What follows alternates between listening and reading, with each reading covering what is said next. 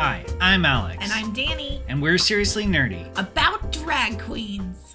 This build is inspired by the iconic drag queen activist and all-around lovely human Nina West. We had an old MDF jewelry box sitting in the closet for years and had no idea what to do with it. And that's when inspiration struck and we decided to combine Nina West and this jewelry box together in an original creation. Now, like many builds here on Seriously Nerdy, we are not experts, we are enthusiasts. So since we don't have a lot of background in working with the mechanical components of a music box, we thought the easiest way might be to use an existing music box, take it apart, and then retrofit those components into our new music box. For the song itself, we found a company online that will do custom music box wheels, so whenever our jewelry box is opened, it will play the song Drag is Magic by Nina West. With all the mechanical components working and in place, we turned our attention to the exterior of the music box. Now, there were a million directions I could take the design of this based on all of the looks that Nina has had over the years, but I honed in on an idea based on a conversation that I had with Nina the last time I saw her, and that was a recent trip she took to Palm Springs. Palm Springs design often features these incredible concrete breeze blocks in its architecture. So I took those breeze blocks, some gem cutouts, and created a lattice work that can line the exterior of the box. The breeze block shapes were actually cut out of basswood on the laser printer, but I coated them in a thin layer of enamel coating that's typically used in bathrooms to give them a smooth texture. After spray painting the entire box this fabulous magenta, it was time to get to work on the background of the breeze block shapes. This is not a mid-century modern jewelry box. This is a mid-century maximalist jewelry box, which means I'm going to take all the design rules of mid-century modern and turn them up to 11, which meant creating sort of an impressionistic style background to fit all of the colors from the Drag is Magic music video onto the outside of the box. Don't worry about how loud it looks right now, because when I put the really crisp lines of the breeze blocks on top, it will look very chic and elegant, like Lisa Frank grew up and studied abroad. I did not know peel and stick velvet was a thing before this project, but I found it and now I'm obsessed. I used it to line all of the drawers of the jewelry box like you would see to sort of cushion your pearls and bracelets and what have you. Now, one thing we learned, because we love sharing our learnings along the way, is that this velvet, while lovely, is not super forgiving like I hoped it would be, and I was a little bit sloppy in my measurements and my angles. So, lesson learned, measure twice, cut once. This little jewelry box truly was just particle board MDF that was a prototype that was discarded at a sample sale. So it's gonna take a lot of design details to make this feel intentional. Things like cute little gold knobs, vinyl stickers that mimic the exterior, even creating a stage platform for the Nina figure inside are gonna go a long way to making this seem custom and bespoke and chic. If our drag sisters have taught us anything, it's that you can take trash and make it really cute if you try hard and believe in yourself.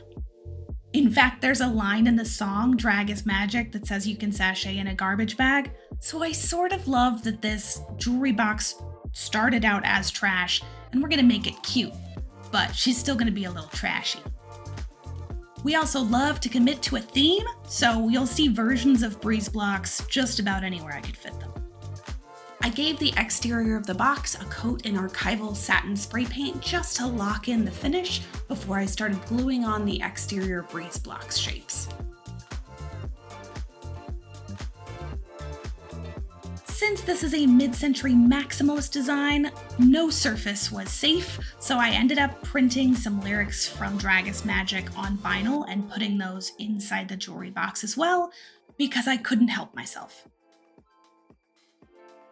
Thankfully, I did use some self-editing when it came to these rhinestone gems that I purchased. Originally, they were going to go in all of the gem segments of the breeze blocks, but as I applied them, I realized it's just too busy.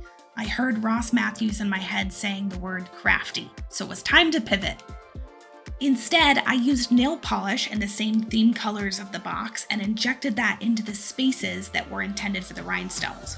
After they dry, I coated those with UV resin and was able to set the resin in a really clear, flat, glossy application that ended up looking very chic and refined, almost like that was the plan the whole time.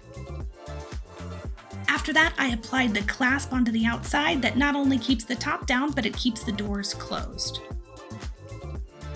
So we had our Drag is Magic Palm Springs exterior done, but we had no queen for the inside. And that is when we turned to Hero Forge, the tabletop miniature generator, to create a base figure that we could use as Nina. We printed the figure in the pose we wanted and with the proportions we wanted, and then relied on green stuff sculpting material to create a totally custom hairstyle and dress. This meant we didn't have to start from scratch in creating a human form, but also we would have all the customization we wanted to bring this outfit from Drag is Magic to life.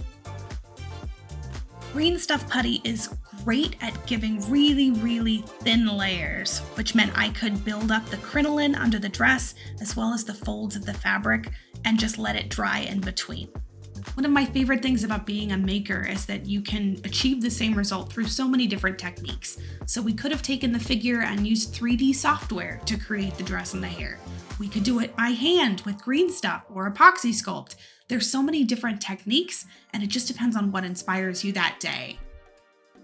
After Nina was completely customized with a look inspired by the music video, it was time to paint her.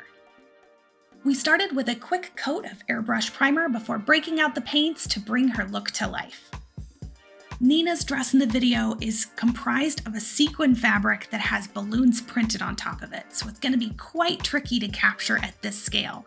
I figured the best approach would be to start with the darkest base coat and color block the entire figure before moving on to layers and layers of lighter colors to give dimension. There is so much pressure to paint a queen's face at this tiny scale, so I broke out my nail brushes and started working on the figure, but I wasn't happy with the likeness that I captured. I'd moved on to the hair before I woke up the next day and thought, we're just not there. It doesn't read as Nina. So I used some rubbing alcohol to gently remove the face and start from scratch. I followed the same approach of starting with the darkest colors and moving lighter and lighter as I went. I'm certainly not an expert in painting miniature faces at this scale, but I got her to a place that I was happy with before moving on to the details of the dress. For the sequins, I started dot by dot at midtones and then lighter tones to give the idea of light reflecting off of the sequins.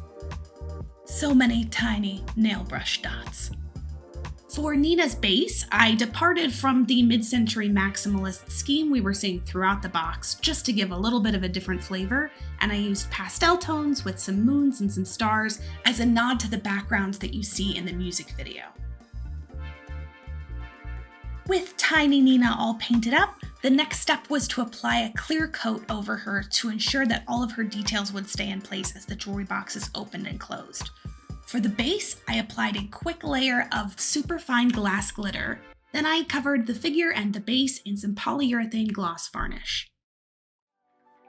This gives Nina a little bit of a shimmery shine, but also ensures that her paint will be protected as you handle the jewelry box. Finally, it was time to glue Nina in place in her perch on the spring of her signature jewelry box. However you identify and whatever flag you fly, we hope you know that everyone is welcome here at Seriously Nerdy and kindness matters here. Thanks for watching.